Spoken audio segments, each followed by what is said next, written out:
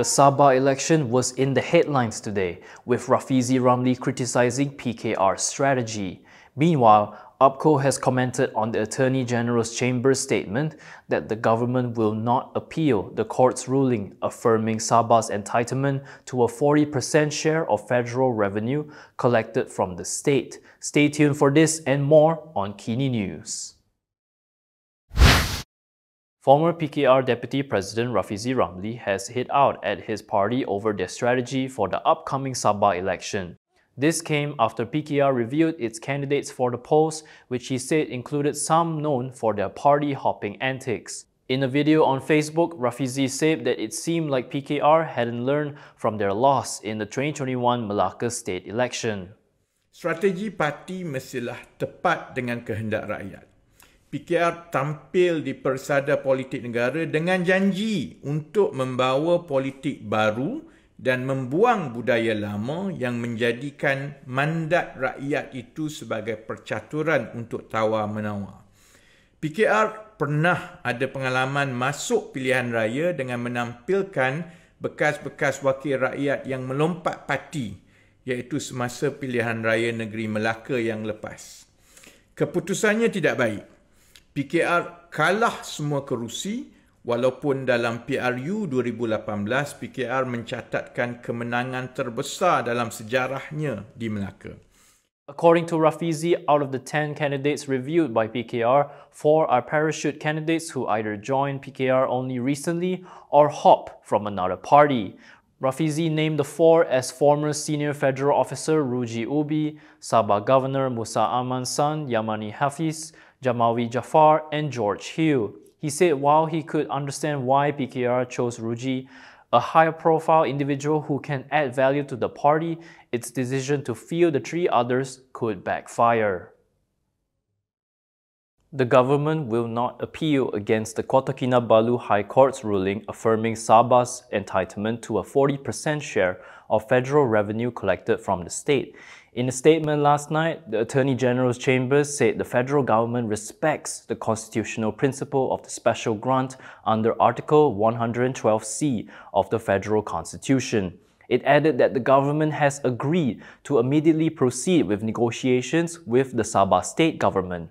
The decision was made during a special cabinet meeting chaired by Prime Minister Anwar Ibrahim yesterday to discuss the court's ruling in a judicial review filed by the Sabah Law Society against the government.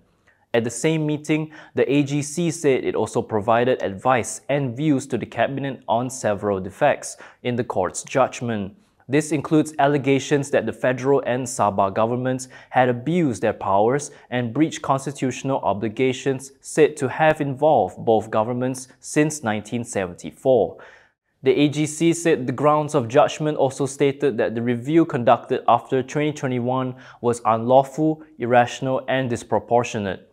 It added that the federal government will appeal the defects in the reasoning of the judgment. On October 17, the Kota Kinabalu High Court ruled that the federal government had acted unlawfully and beyond its powers under the federal constitution by failing to honor Sabah's 40% share of federal revenue for nearly 5 decades. The court issued a mandamus order directing Putrajaya to conduct a new revenue review with the Sabah government and to agree on the state's 40% entitlement for each financial year from 1974 to 2021. The review is to commence within 90 days and conclude within 180 days. Meanwhile, when contacted by Malaysia Kini for comment on the matter, Upko President Ewon Benedick expressed caution, saying that the AGC's decision to file an appeal against the judge's remarks felt contradictory. Benedick was referring to the AGC's decision to appeal the portion of the judge's verdict that found Putrajaya and the Sabah government had abused their powers and breached their constitutional duties regarding the revenue claim. He said that for him, that statement underscored the lack of clarity and commitment he had been questioning from within the government. He added that the AGC's official stand throughout the proceedings was his reason for resigning as Federal Entrepreneur and Cooperative Development Minister. According to Benedick, he had raised the 40% issue repeatedly during cabinet meetings over the past 3 years, but the answers were always the same. He said the answers given to him were the same ones that were later told in Gaya Street. This was in reference to Prime Minister Anwar Ibrahim's recent remarks where he equated Sabah's special grant with federal allocations. When asked whether his resignation might have influenced Putrajaya's decision not to appeal the court's ruling, Benedick paused and replied, "I leave this question for you to answer." From now on, you can also listen to KiniNews on Spotify and Apple Podcasts. Scan the QR code on the screen to follow us.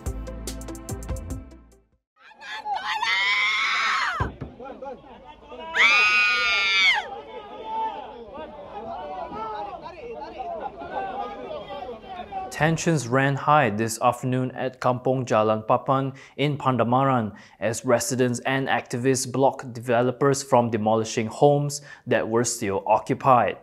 Today marked the third day of demolitions in the area, a move that appears to contradict the state government's assurance that only vacant, unoccupied houses would be torn down.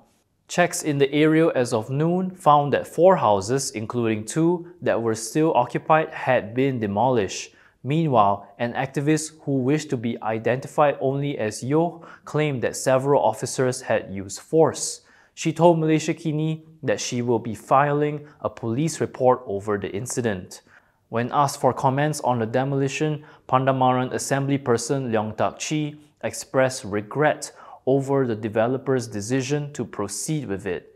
Leong also appealed for Prime Minister Anwar Ibrahim to intervene and suspend the demolition until negotiations between the developer, state government and residents are concluded. 700 lebih rumah. Sekarang tinggal ada lebih kurang dalam 83 rumah yang masih ada berpenghuni.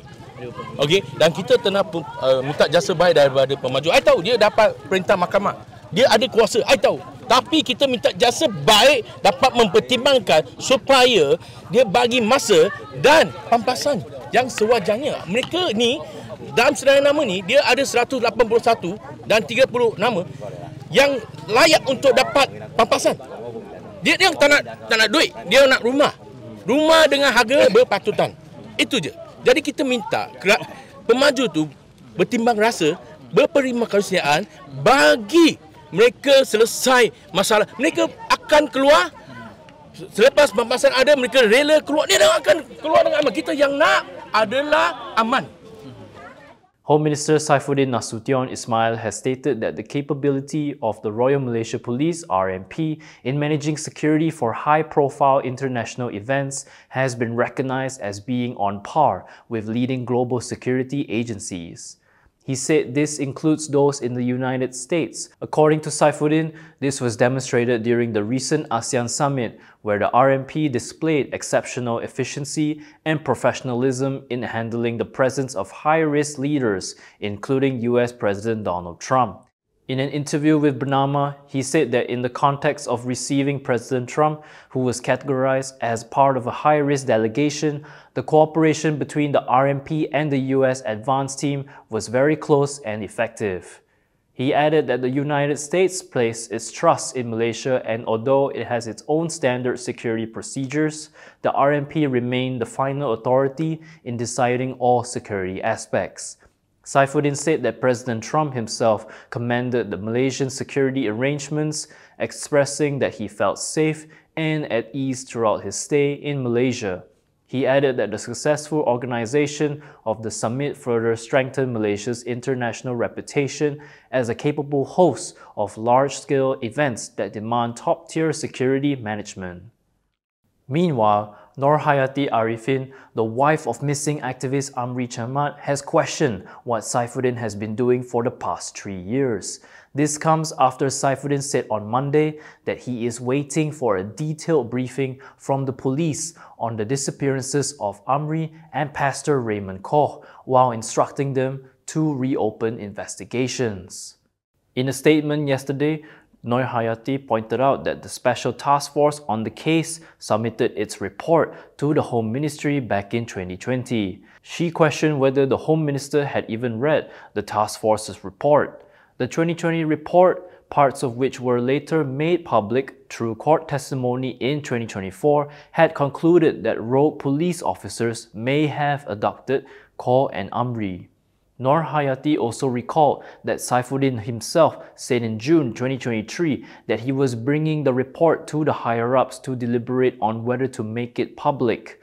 She said she looked at all these statements with sadness and disappointment.